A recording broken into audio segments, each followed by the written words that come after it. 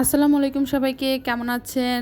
আবারও চলে আসলাম আপনাদের মাঝে একটা নতুন ব্লগ নিয়ে। তো এখানে ওই দিন 10 নম্বর গেছিলাম আমার চশমা বানানোর জন্য। আমার বাসার কাছেই, আমি 13তে থাকি, 10 কিন্তু জ্যাম ছিল। তাও অটো রিক্সা নিয়েছি, আমরা লাজ ফার্মার সামনে নেমে গেছি, ওখান থেকে আবার হেঁটে হেঁটে যাওয়া লাগছে।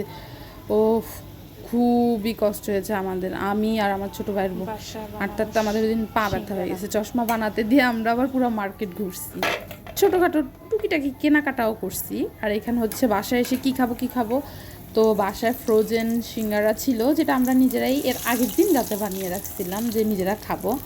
তাও একদিনের 2 দিনের মধ্যে আমাদের ওগুলো শেষ হয়ে গেছে।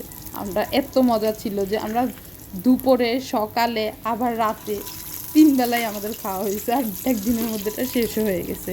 এই দেখেন যে একটা ধোঁয়া উঠে ভাঙার সাথে সাথে কি ফ্লেভার ছিল, নিজের হাতে বানানো তাজা, দোকানের চাইতেও 1000 গুণে মজা। তো এখানে চলে আসলাম আপুর বাসায়, শুক্রবার ছিল। তো ওই দিন তানভীরের পরীক্ষা ছিল, যেহেতু আমি তানভীরকে পড়াই, তো ওরকে পড়াতেই চলে আসছিলাম। এখানে আপু আমাদেরকে বিস্কিট খেতে দিয়েছিল, তো বিস্কিট খাইলাম, চাও খাইলাম, আর তানভীর ক্লিপ নিছি, আর আমাকে বলে আন্টি আমি খালি গায়ে নিয়েন না আমাকে। তারপরে আর কি নিলাম না তাকে। এরপরে চলে গেলাম আমরা হচ্ছে আমার ছোটো ভাই, ও হচ্ছে জায়েফ, ও ফুডকার্টের দোকান দিচ্ছে। তো ওখানে ওর তার লাগবে কিছু দোকানের জন্য, সেটা নিতে গেছিলাম। দেখি আঙ্কেল নামাজ পড়ছে, তো আমরা অপেক্ষা করছিলাম। আবার ওকেও ভিডিও করছি, ও ক্যামেরা সাই বলে না আমাকে ভিডিও করো না, অন্যদিকে তাকিয়েছিল। তো বাসায় আসলাম, এসে দেখি যে ভাইয়ের বউ চান্দা মাছ না কি বলে ওটার বড়া করছিল, তো ওটা দিয়ে ভাত খেলাম আমরা সবাই মজা করে। আর এই যে চশমা, এই চশমাটা বানিয়ে আনছি।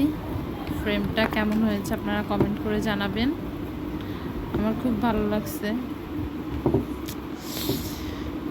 অনেক দিন পর্যন্ত এই চশমা বানাবো বলে বানানোই হয় না, তো অবশেষে বানিয়েই ফেললাম।